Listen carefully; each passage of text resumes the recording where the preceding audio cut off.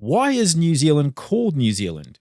The first humans to reach what we now call New Zealand were the Maori, Polynesian explorers who sailed an obviously long, quite treacherous journey across rough ocean currents to these islands.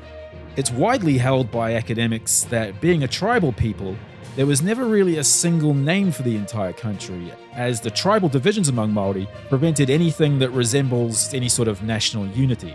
The name New Zealand was the result of a Dutch explorer called Abel Tasman. He was the first European to sight and land in New Zealand in the 1600s. At first, Abel Tasman and his crew called the area they found Statenland, after the Dutch Parliament, which is a bit dull and thankfully it didn't stick.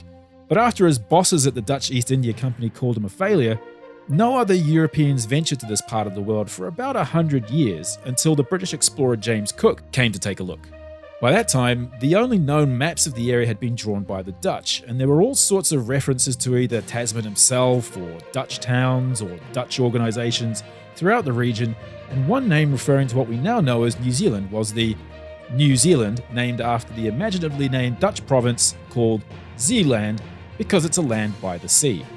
Anyway, long story short, after Captain Cook checked the place out, the Brits decided they quite liked the place and they decided to stick with the name the Dutch had given it already, except just change the spelling to a mix of Dutch and English. And that, boys and girls, is how we got the name New Zealand.